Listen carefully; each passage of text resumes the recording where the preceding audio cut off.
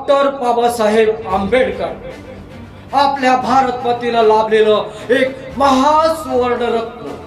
त्यांना महासुवर्ण रत्न संबोधण्याचं कारण म्हणजे त्यांनी तसं महान कार्य केलेलं आहे. त्यांचा जन्म 14 एप्रिल 1891 साली मध्य प्रदेशातील महू या गावी झाला.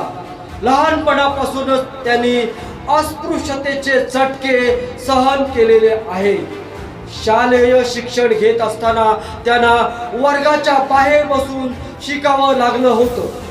पाणी पिण्यासाठी त्यांना शाळेतील पाण्याच्या माठाला देखील हात लावण्याची परवानगी नव्हती.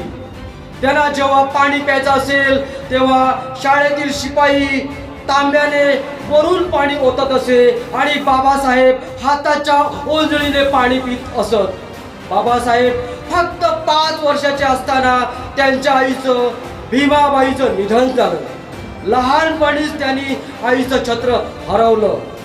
पुढे ते जेव्हा शिक्षणासाठी साताराला गेले तेव्हा फक्त जातीवादामुळे त्यांना गोंडपाटावर बसून शिकावं लागलं होतं. 1913 साली ते जेव्हा उच्च शिक्षणाची तयारी करत होते तेव्हा त्यांच्या वडिलांचं रामजी सकपाळ यांचं मुंबईत निधन झालं. त्यांचा एकमेव असा भक्कम आधारच निघून गेला. आणखी भयानक काळ तर पुढे होता. 1921 ते 1925 या 4 वर्षात त्यांनी 4 मुलं गमावली. त्यांचा सर्वात लाडका मुलगा राजरत्न हा त्यांच्या मांडीवरच गतप्राण झाला. पण ते थांबले नाहीत. त्यांच्या वैयक्तिक दुःखाला त्यांनी सामाजिक चळवळीत रूपांतर केलं. आणखी 2 वर्षात त्यांनी लोकांना पिण्याच्या पाण्याचा हक्क मिळवून देण्यासाठी महाडचा सत्याग्रह केला. 1935 साली त्यांच्या पत्नीचं निधन झालं.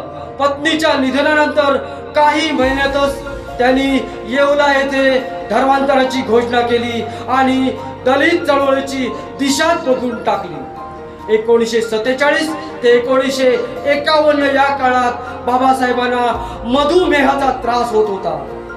संविधान लिहिताना त्यांना एवढा त्रास होत होता की त्यांना नीट उठता बसता देखील येत नव्हतं. एवढ्या वेदनेतही त्यांनी जगातील सर्वोत्तम संविधानाच्या मसुदा समितीचे नेतृत्व केले आणि जेव्हा महिलांच्या अधिकाराचा प्रश्न आला तेव्हा त्यांनी हिंदू कोड बिलासाठी कायदे मंत्री पदाचा राजीनामा दिला. कालांतराने स्त्रियांना त्यांचे अधिकार मिळाले ते बाबासाहेबांमुळेच. आज जी स्त्री पुरुषाच्या खांद्याला खांदा लावून उभी आहे ही बाबासाहेबांची देण आहे.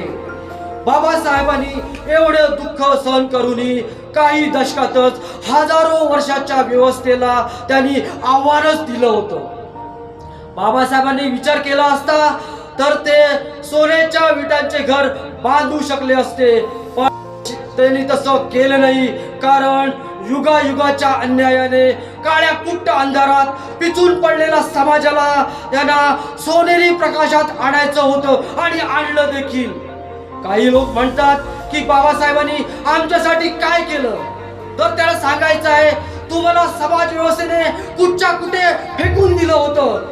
बाबासाहेबांनी अक्षरशः तुम्हाला नरकातून बाहेर काढलेलं आहे आणि तुम्हाला नवीन जीवन दिलेलं आहे. हे कदापि विसरून चालणार नाही. बाबासाहेब आणखी काही वर्ष जगू शकले असते परंतु त्यांनी समाज परिवर्तनाचा एवढा ध्यास घेतला होता की ते कित्येक वर्ष नीट झोपू शकले नाहीत. ते जेव्हा उच्च शिक्षण घेत होते तेव्हा 18 ते 20 तास ते अभ्यास करत होते. जेव्हा माणसाला कित्येक काळ झोप मिळत नसेल तेव्हा त्याचा परिणाम शरीरावर होतो आणि शरीरातील अवयव निकामी होतात. बाबासाहेबांच्या बाबतीत तेच झालं होतं. त्यामुळेच त्यांचं वयाच्या 65व्या वर्षी महापरिनिर्वाण झालं. एक प्रकारे त्यांनी समाजासाठी पर्यायाने देशासाठी त्यांचा प्राणच अर्पण केला हे विसरून चालणार नाही. अशा महावनवास त्रिवार अभिवादन आणि कोटी कोटी प्रणाम. जय भीम.